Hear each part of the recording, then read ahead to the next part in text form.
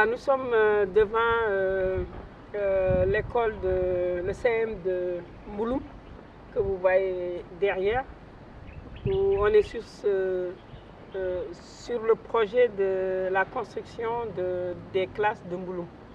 Et on est avec la principale, après plusieurs voyages, plusieurs rencontres, plusieurs échanges avec Madame la principale, avec la population, avec les enseignants. Donc aujourd'hui, ce mois d'août, on avait l'intention de commencer le projet de Mbouloum. Mais étant sur les îles de Diamniadio et avec la saison des pluies et les difficultés aussi d'avoir du sable sur l'île pour problème de logistique, a retardé le projet. Donc aujourd'hui, on ne pourra pas commencer les fondations de l'école de Mbouloum. Et puis, on avait décidé aussi de monter un potager. Et ce potager qui éventuellement après servira pour une cantine scolaire, parce que qui parle d'école parle de cantine scolaire. En tout cas, c'est notre vision sur l'aide à l'éducation. Donc, on a voulu installer un potager qui servira à produire des légumes que la population puisse acheter en attendant qu'on revienne. Donc ça allait nous aider à rajouter dans le béton, dans le ferraille, et ça servira d'apport aussi de la population et d'apport personnel au niveau de Mbouloum. Mais comme vous voyez, on a des champs un peu partout, c'est la saison des pluies et il y a des familles qui sont en difficulté tout simplement, qui sont défavorisées, à qui on a prêté l'espace où on devait mettre le potager. Donc il y a des champs de maïs, il y a des champs d'arachide et il y a des champs de mil.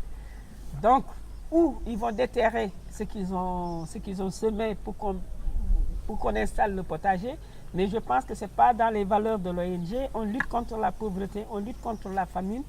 Quand il y a des familles qui cherchent vraiment à cultiver la terre pour répondre l'alimentation de la famille, ça ne sera pas humain de déterrer. En tout cas, ce n'est pas dans nos valeurs ni dans les valeurs de la principale qui prendra la parole. Donc, on va les laisser tout simplement terminer de récolter et d'avoir de quoi manger. Et on reviendra au mois de septembre ou au mois d'octobre pour installer le potager en attendant de revenir pour faire la fondation. Voilà, donc aujourd'hui, on est là sur les champs et avec cette rayon de soleil qui nous illumine, et je peux vous assurer que ça décompresse ici, hein, l'espace et les arbres magnifiques. Donc, Madame la principale, je te redonne la parole pour que tu puisses un peu, qu'on puisse discuter et prendre une décision et caler quelque chose pour éventuellement venir parler sur le projet. Mais si tu peux nous parler aussi de l'école, des difficultés, de ce que vous rencontrez. Et je tiens juste personnellement à vous féliciter parce que dans ces conditions, avec l'examen qui était tellement difficile actuellement au Sénégal, que ce soit le BFM, que ce soit le bac et tout, vous avez eu quand même plus de 80% de réussite avec ça. Franchement, félicitations. Hein? Et c'est une femme exceptionnelle. C'est pour ça que je me range à ses côtés. Hein? Et elles sont que deux dans le département. C'est quelque chose d'extraordinaire. Donc, moi, je suis fan club de Madame Ba. Madame Ba, voilà. Merci beaucoup, Madame Diassé, que j'adore aussi. Et donc, je lui retourne donc, ces mêmes sentiments d'estime. Donc, pour lui dire que c'est réciproque et que je l'admire et je l'adore aussi. Et donc, pour parler donc, de l'école, donc le collège de Mbouloum, le CM de Mbouloum, qui a ouvert ses portes donc, depuis 2012. Et donc, ça fait 5 ans qu'on est là maintenant et que jusqu'à présent, nous ne disposions pas donc, de salles de classe adéquates donc, qui doivent accueillir donc, nos apprenants. Et donc, c'est ce qui fait que nous avons érigé ces abris provisoires faits de paille et de crintin pour pouvoir donc démarrer les enseignements-apprentissages. Et donc, depuis 5 ans, c'est dans ces conditions-là que nous travaillons. Et donc, vivement, nous saluons le geste tant bien estimé donc, de Madame Diassé à travers donc, son ONG Makosi, et donc, qui est en train de nous promettre et qui est en train aussi de faire de bonnes choses pour le collège de Mbouloum. Donc d'ailleurs, elle a déjà donc, pu négocier au niveau du conseil départemental de Foundiougne, de notre localité, et donc un mur de clôture. Et donc quand l'école va être clôturée, je pense que l'école va prendre forme. Donc nous saluons hautement ce geste. Et donc vraiment nous espérons que ce partenariat-là va continuer entre elle et nous, parce que c'est une femme adorable et donc qui tient ses promesses, ce qui n'est pas évident d'ailleurs, parce qu'on en a reçu et qu'on n'a pas eu gain de cause. Mais avec elle, c'est sûr qu'on va vers des lendemains meilleurs. Donc nous la remercions. Et donc nous avons 8 classes pédagogiques et c'est dans ces conditions-là que nous travaillons. Nous ne disposons même pas de bureau. Moi qui vous parle en tant que principal, je ne dispose même pas de bureau adéquat pour pouvoir recevoir les gens convenablement. Donc c'est un petit bureau que nous avons et que je partage avec mes enseignants, les professeurs et les surveillants. Donc tous ensemble, c'est ce qui fait que le CEM de Mbouloum, c'est une famille. Vraiment, nous saluons aussi la cohabitation avec l'école élémentaire qui nous a prêté quelques salles de classe, donc qui nous ont secourus. Et donc nous partageons et nous saluons vivement donc l'ONG Makosi et vivement donc que ce partenariat donc puisse prospérer à notre faveur. Merci beaucoup, Madame Diassé. Mais l'école là, tu peux nous expliquer comment vous avez fait pour avoir ces classes-là, parce que si je comprends bien, c'est l'école primaire qui vous a prêté les murs. Oui, c'est les murs. Donc nous avons adossé donc ces crétins-là, sur le mur de l'école élémentaire. Donc le directeur et la communauté aussi, ils ont été très compréhensifs. Ils nous ont laissé donc le mur de l'école pour que nous puissions apposer donc les tableaux. Parce qu'il nous fallait des tableaux donc, pour pouvoir écrire, parce qu'avec ces crétins-là, on ne pouvait pas écrire.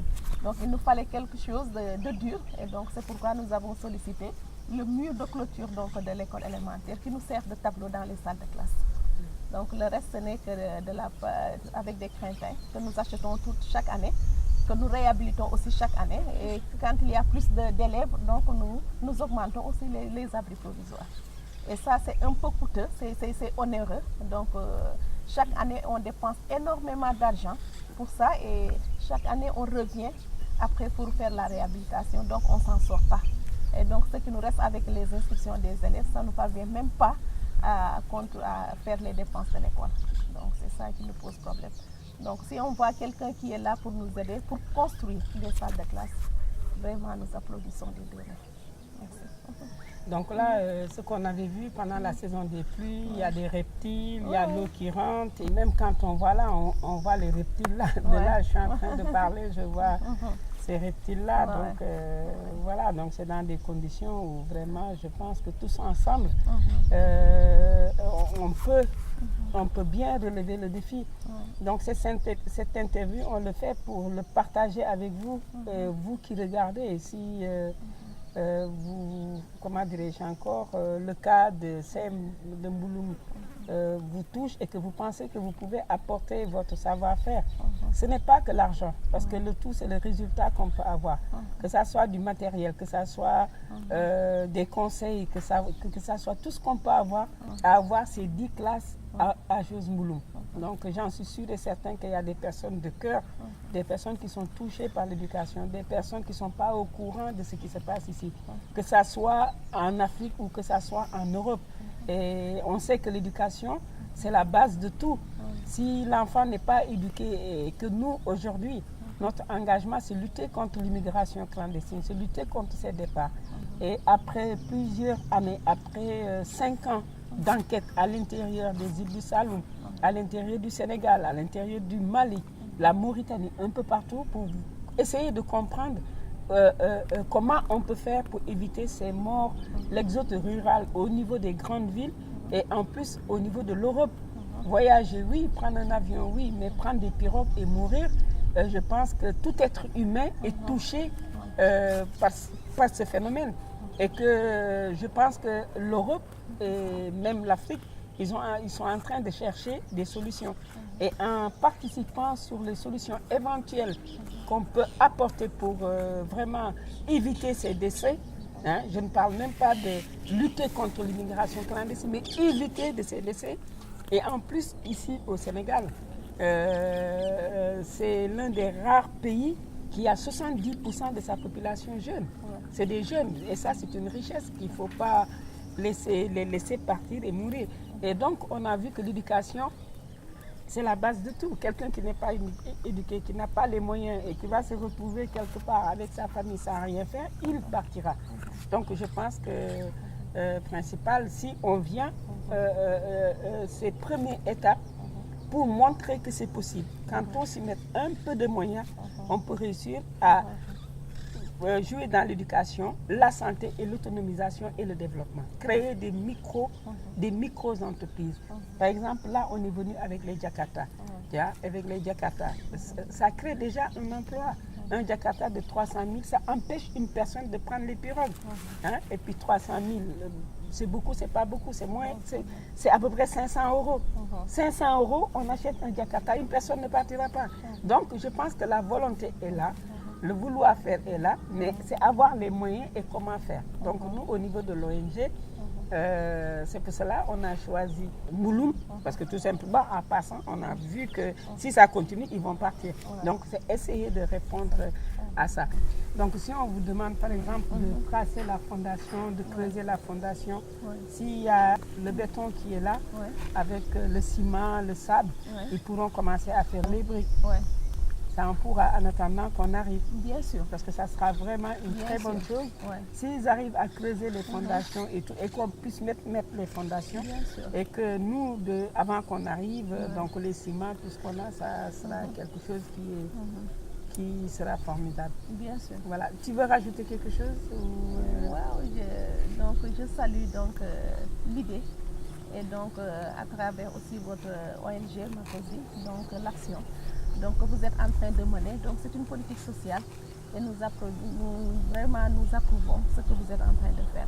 Parce que l'enseignement c'est comme ça.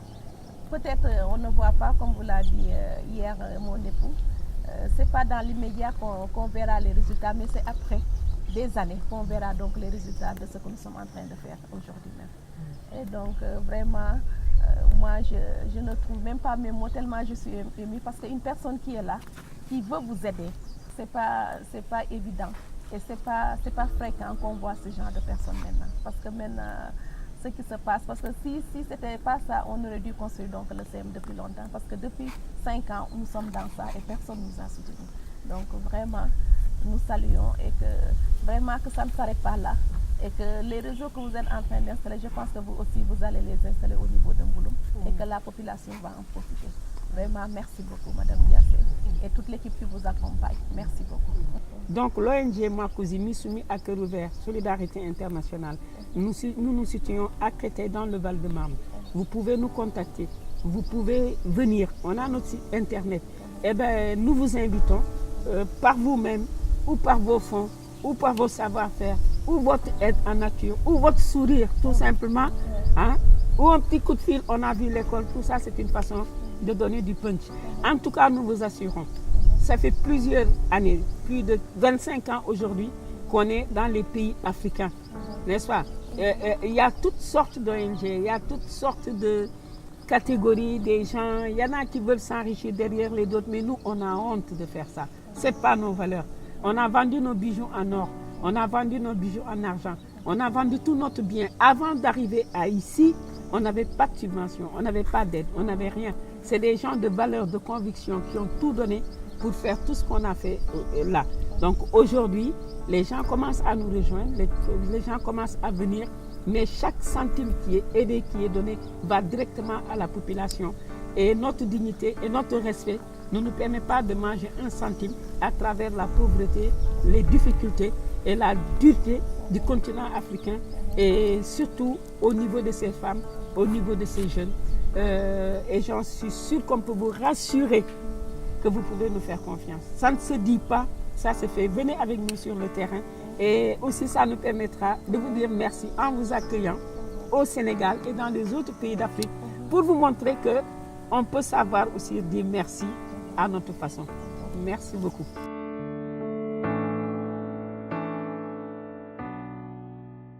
Depuis lors, ces élèves travaillent dans des abris provisoires et malgré tout cela, avec le manque de table-banc, Madame a pu faire des pieds et des mains pour arriver à être parmi les meilleures écoles du département de Foundiougne.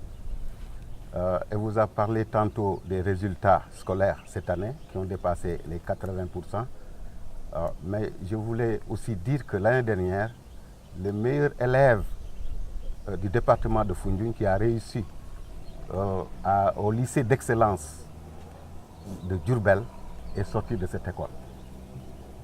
Donc vous voyez déjà approximativement le niveau élevé des élèves qui sont formés dans cet établissement. Donc si vous venez pour aider Madame, vous venez aussi pour aider toute la communauté éducative de Mbouloum. Donc nous vous accueillons à bras ouverts et nous vous disons que nous sommes très contents de voir des gens qui sont venus aider Madame à avoir le nombre de salles de classe dont elle aura besoin. Donc soyez les bienvenus. Encore une fois, nous sommes très heureux, très contents de vous accueillir. Madame Diassé, je voulais vous remercier, n'est-ce pas, déjà pour avoir ciblé notre école, pour déjà penser à nous mettre dans d'excellentes conditions. Vous dire donc que nous sommes très contents et qu'on souhaite vraiment que tous vos projets puissent se réaliser. Voilà. Donc, en un mot, c'était ça d'abord.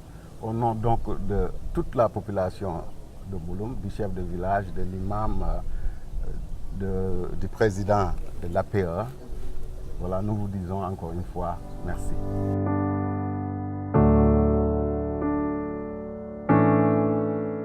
Donc on nous a dit de venir, vous allez bien manger, visiter ici, c'est le Diambatou, c'est la porte des îles du Saloum et c'est là où le départ à l'immigration. On va leur dire, on vient en vous et avec Madame Boy, la principale, avec Monsieur Cissé et toute la population de Mbouloum, ils sont prêts. Ils sont même prêts à faire des fondations, les briques et tout ça.